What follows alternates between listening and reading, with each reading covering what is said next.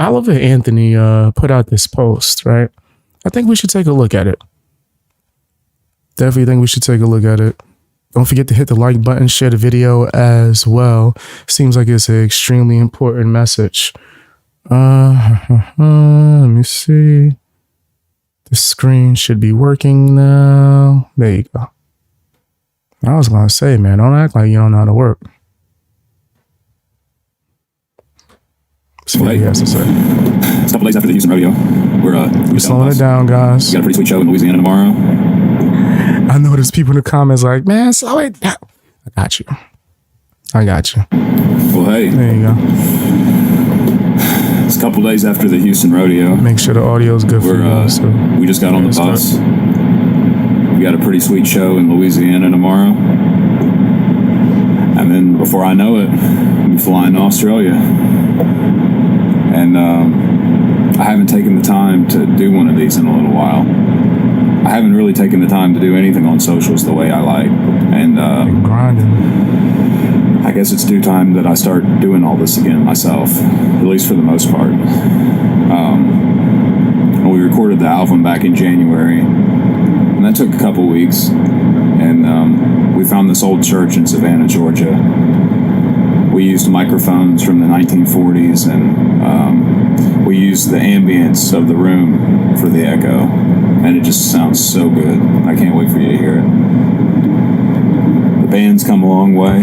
Caleb and Joey and me, I remember, I think it was 3 6 Mafia. They said they used to record in their bathroom back in the day before they got famous because of the reverb in the room. So I've heard of people doing that. I like to have like just more control over the reverb, right? So even if I had to add like VSTs and all types of effects, I'd rather do that personally. But the acoustics in certain rooms do sound fire. I can't front.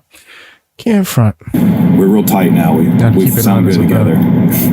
We were just totally winging it last year, and it still sounded good. And everyone's been so kind everywhere we've played. But I found in all this craziness of like hiring a merch company and having to get attorneys because people are trying to trademark my shit and register my songs and just all this sort of like music business crap. That's insane. That's insane. Other people trying to trademark your stuff, like your songs and your work, probably because they think that, oh, you're independent and you're not signed with certain majors and you don't have certain people in your corner, so you're an easy target. We could just do certain things. The industry is disgusting. That's nasty. That's nasty as hell, fam. That's how foul they are. They're like, oh, well, we could take advantage. He ain't got nobody over here in his corner. Psh, easy pickings. That's nasty as hell, fam. That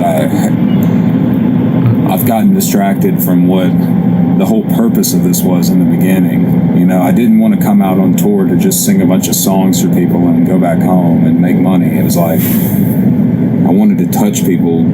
I wanted to get into people's heads and just try to make an impact. It's just such a crazy place we're living in now.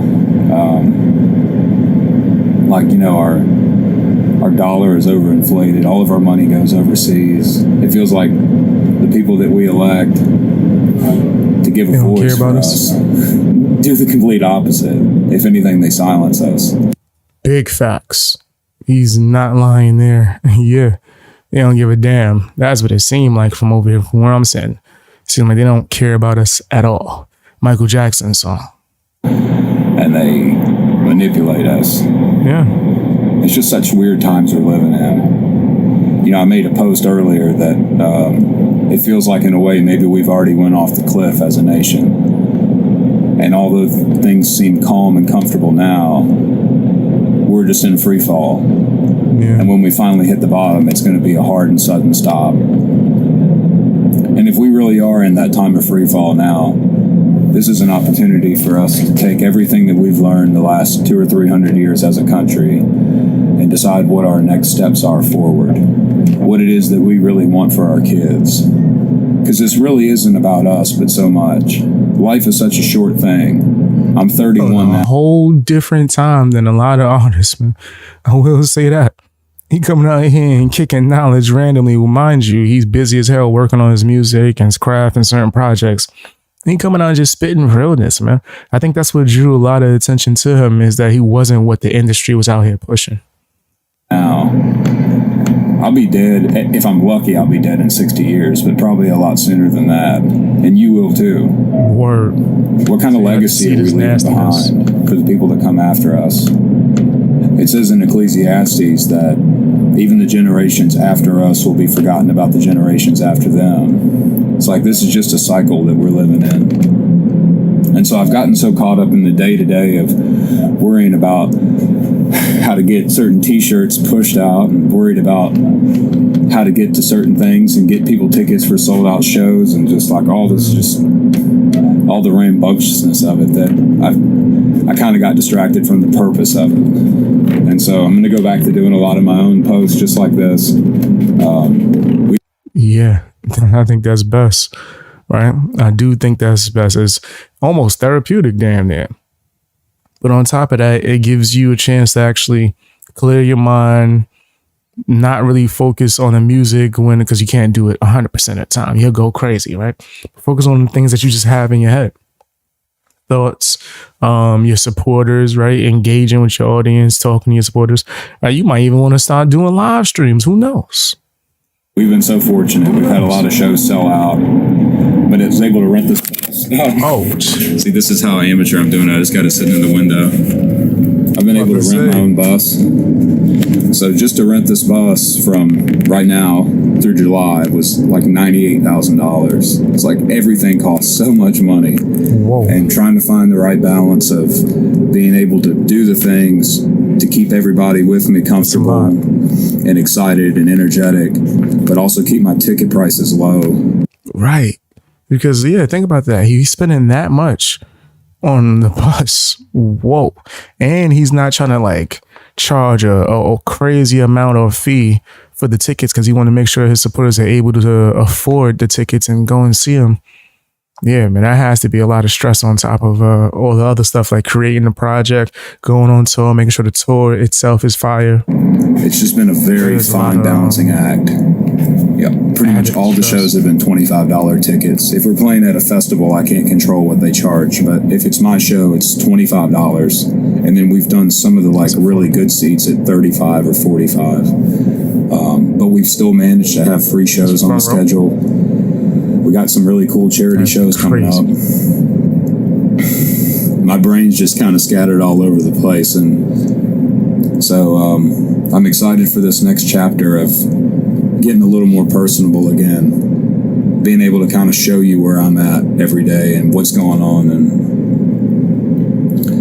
I think a lot of the chaos is maybe behind me, at least for right now. Everything comes in due time, so who knows what the future will hold. But thank you for making all this possible. And he seems like a really humble and kind dude, fam. And I don't know him personally, right? But it seems like a breath of fresh air compared to all the other artists we have out here in these streets, right? Mainstream artists, a lot of them are nasty, disgusting. You ain't seeing them come on here to just kick it, give you some positive insight. You're not really seeing that. It's just crazy to see where things are now from where they were 6 months ago. So we're rolling out of Houston. We'll be in Louisiana in about 5 hours. I'm excited to see everybody tomorrow night. And before we can go, or before we do go, if this phone leaning up in the window will cooperate, I did want to read something quick. Okay. But read from the Bible? That's gangster. That's gangster. He's like, hold on. Well, I got your ear. Let me hit you with the word.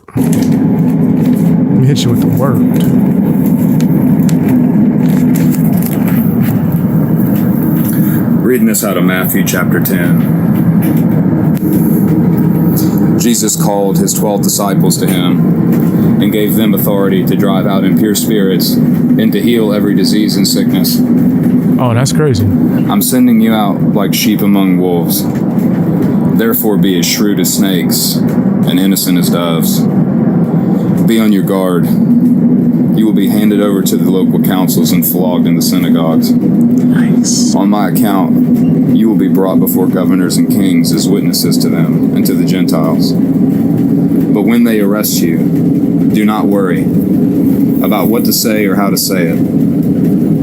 At that time, you will be given what to say, for it will not be you speaking. Seemed like he really he highlighted, put note of it and everything. And to make sure. I'm making sure I can't see that for nothing. I looked on both screens. It looked even blurrier on my big screen. All right. So sorry if you guys aren't able to see it, because I know if I can't see it, y'all probably can't see it. But the Spirit of your Father speaking through you. Brother will betray brother to death, and a father his child. Children will rebel against their parents and have them put to death. And you will be hated by everyone because of me. But the one who stands firm to the end will be saved. So do not be afraid of them, for there is nothing. The people that go on and speak for the Lord, they'll try to like violate you, it seems. Which, yeah, we've witnessed that just throughout history for sure. Nothing concealed that will not be Even still to this disclosed, day. or hidden that will not be made known. What I tell you in the daylight, what I tell you in the dark, speak in the daylight. What is whispered in your ear, proclaim from the roofs. Do not be afraid of those who kill the body, but cannot kill the soul. Rather be afraid of the one who can destroy both the soul and the body in hell. Are not 2 sparrows sold for a penny? Yet one of them will fall to the ground outside your Father's care. Yeah, I can't see this for nothing. Yeah, I gotta go get me some glasses one of these days, man. One of these days. And even the very hairs of your head are all numbered. Yeah, I can't see. So do not be afraid. You are worth more than many sparrows. Leave them on here. Whoever acknowledges me before others, I will also acknowledge before my Father in heaven. But whoever disowns me before others, I will disown before my... Hey, I'm Team Jesus. Let that be good. I ain't told people I'm Team Jesus all day, every day.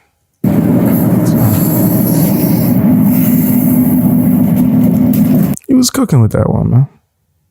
I like that. I like that. If he's gonna do more videos like that, I think that's a awesome idea. But tell me what you think down in the comment section about what he was saying, man. You know, it seems like he got his head in the right place, right? He ain't out here getting lost in the sauce like a lot of other bigger artists out here, like mainstream. But tell me what you think in the comment section.